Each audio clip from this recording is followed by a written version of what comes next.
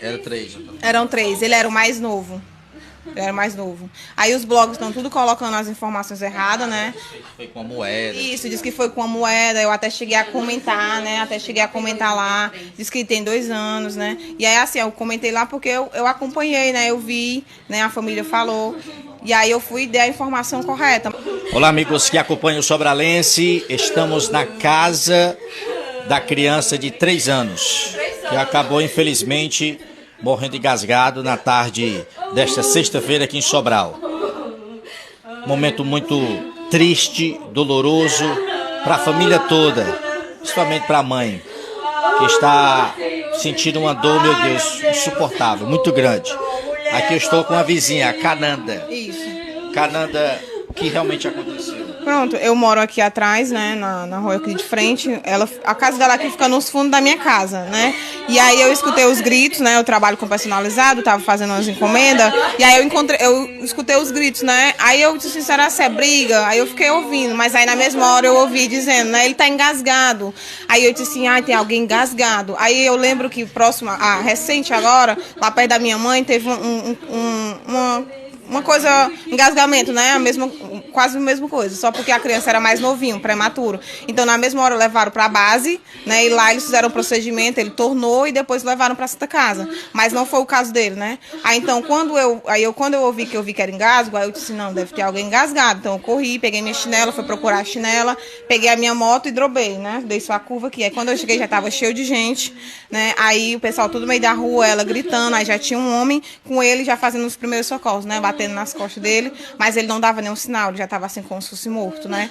E aí o rapaz estava muito nervoso, não conseguia subir na moto, não conseguia botar o capacete, aí eu comecei a gritar, as pessoas gritando, mandando levar para a base, né? Aí outra pessoa pegou ele, que estava na hora, estava até de farda, pegou ele e subiu na moto. Aí era um mototáxi que acudiu, parou na hora, mas ele não sabia onde era a base, então eu corri na frente, na minha moto, e ele foi seguindo atrás, a gente levou na base.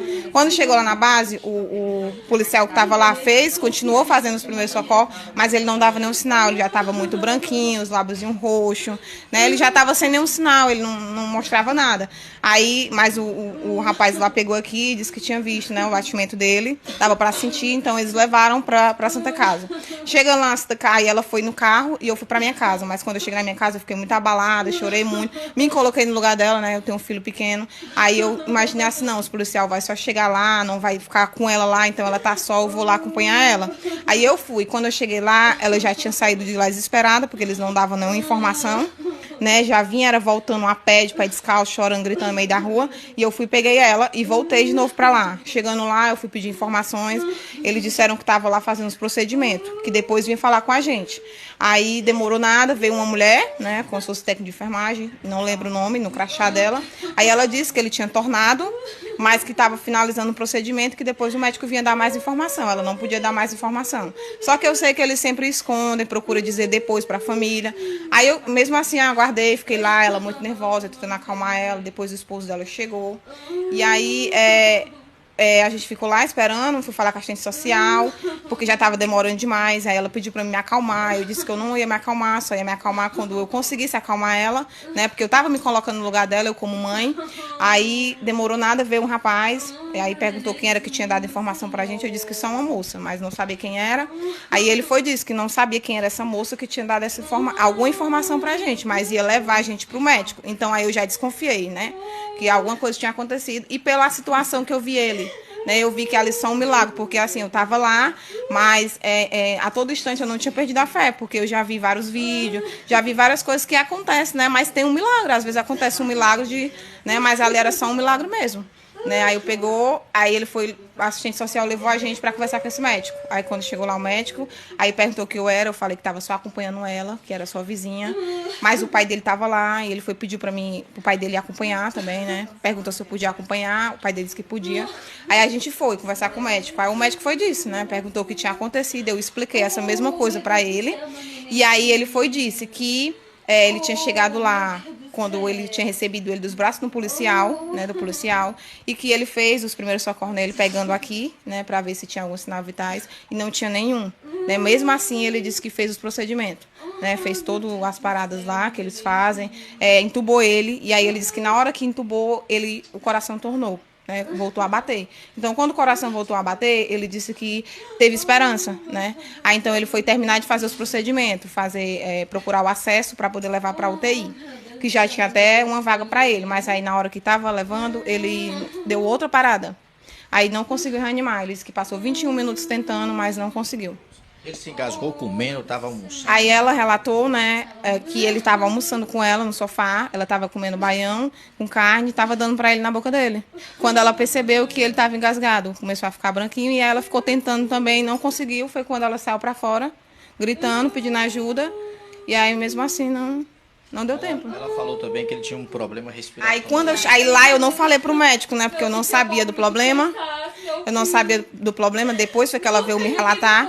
Aí quando eu cheguei lá, quando o médico foi conversar comigo, aí o médico perguntou, eu fui dizer pra ele essa mesma coisa. Aí ele foi e disse, né, que ele tinha chegado sem nenhum sinal, tinha feito todo esse procedimento, porém ele não tinha encontrado nada nele, né, na ocasião que ele tinha feito a intubação, ele disse que não tinha encontrado nenhuma secreção, não tinha encontrado nada.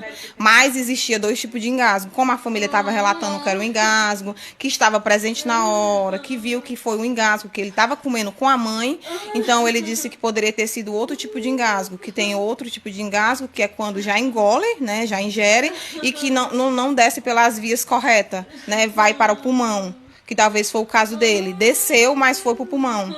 Então, por isso que ele perdeu todo, né, o oxigênio e tudo, e não teve como voltar com os procedimentos que foi feito, né, que foi os primeiros socorros. E aí ele também não teve como colocar mais nada, porque ele já tinha conseguido engolir, mas tinha ido para os pulmões. A mãezinha tem mais algum filho? Aí ela tem mais 2, né? Era 3. Eram 3, ele era o mais novo. Aí os blogs estão tudo colocando as informações erradas, né? Foi com a moeda. Isso, diz que foi com a moeda, eu até cheguei a comentar, né? Lá, diz que tem 2 anos, né? E aí, assim, eu comentei lá porque eu acompanhei, né? Eu vi, né? A família falou. E aí eu fui e dei a informação correta, mas aí entraram em contato comigo, eu falei que não ia dar nenhuma informação, só se a mãe autorizasse, que eu não tinha autorização para isso, né? Inclusive agora eu tô com de sorte, na hora que eu tá aqui, vocês chegarem, e ela autorizou eu a falar, mas eu não ia falar nada, né? Porque eu não tenho essa autorização. Lamentável. Mas é muito triste mesmo. Eu nunca imaginei assim, nunca imaginei ver uma cena dessa assim. Foi muito triste mesmo, muito triste, eu nunca tinha visto. Eu achei que, por eu nunca ter visto isso, ter visto a primeira vez, mas eu achei que eu ia poder dar o testemunho de um relato que tinha acontecido, né, de um engasgo, da criança ter ficado desse jeito e que tinha acontecido um milagre. Eu achei que eu fosse poder dar esse testemunho, mas infelizmente não foi possível.